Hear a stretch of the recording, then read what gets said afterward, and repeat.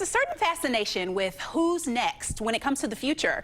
You see it most often in sports with drafts and new seasons. Players and fans are always looking ahead. But as Maya Angelou once said, if you don't know where you've come from, you don't know where you're going.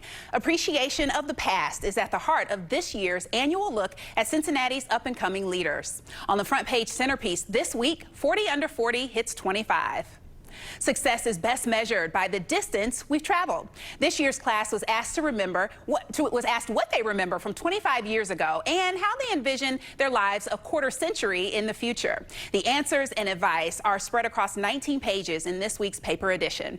Courier publisher Jamie Smith sat down with one of them, Kroger's Aaron Rolfes, before tonight's award ceremony. Kyla, thank you. Aaron, first off, I want to congratulate you for being one member of the 40 under 40 class this year. It's a great Thank you. to have you added into that group. So let me ask you, how does it feel to be named to the class of 40 under 40?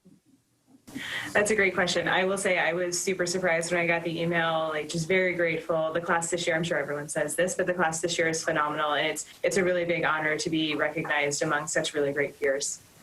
Yeah, you know, it's incredible as the years have gone on. You know, we've always had great interest in the class. You know, we've always had upwards of 300 nominations.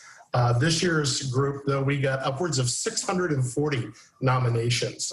Wow. You know, and then, of course, some people get multiple nominations, but it was over 300 unique nominations this year, which puts you guys in a pretty significant place. So, you know, hopefully that means a lot to you. Can you talk a little bit about what it's like right now to be a young leader in Cincinnati? I mean, obviously that's our goal of 40 under 40 is to shine a spotlight on those that are doing that. So what's it like? Well, like everything else in 2020, it's a little weird this year. I've been looking for a lot of ways to support the community. You know, super blessed working for Kroger and all of the great work that we've been doing and able to actually give back to the community. I know that a lot of our friends and neighbors, especially in the hospitality industry, have been suffering. So being able to work with a company that's so focused on feeding the community, both with the real food that we sell every day, as well as feeding the spirit of folks around our region, it's been really great and rewarding to do. You know, like I said, 2020 is a weird year, but it's been a nice way to still spend some time with folks and help out those who are in need.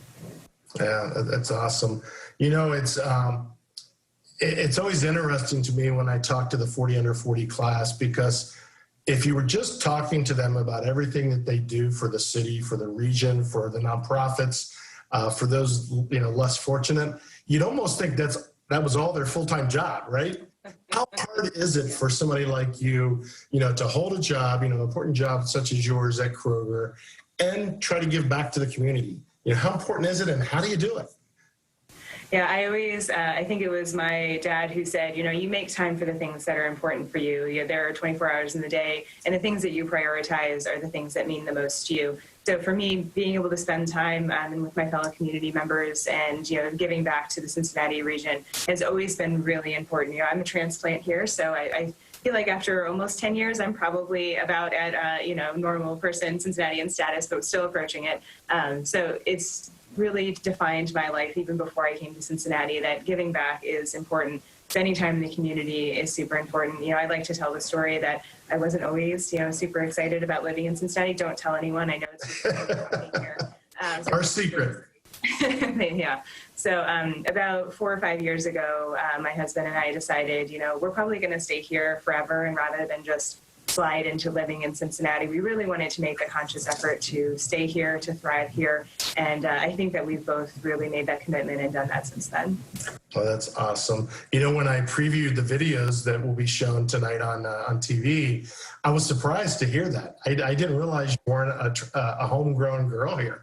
I mean, I just assumed kind of with, you know, with your role, you know, and I knew you before you were at Kroger in your past role. I just assumed you were a Cincinnati, you know, at least from this region. So you know, I think you belong. I think you've proven your worth, and we so appreciate you. Thank you so much for being on with us today. And I just want to remind everybody that you can view tonight's 40 under 40 unveiling on channel 64 at 6:30 p.m. You'll see Erin and her 39 classmates shine. You'll find out a little bit about each one of them. And if you can't watch it tonight on air, you can see on the screen right now, we're showing a link that you can use, and you'll be able to access it after the program airs on Saturday night. So again, congratulations to you and your classmates, and have a good day. Thanks so much, Jamie, and congratulations to Aaron. As Jamie mentioned, all 40 of this year's honorees will be recognized tonight, and I'm very honored to be a part of that class.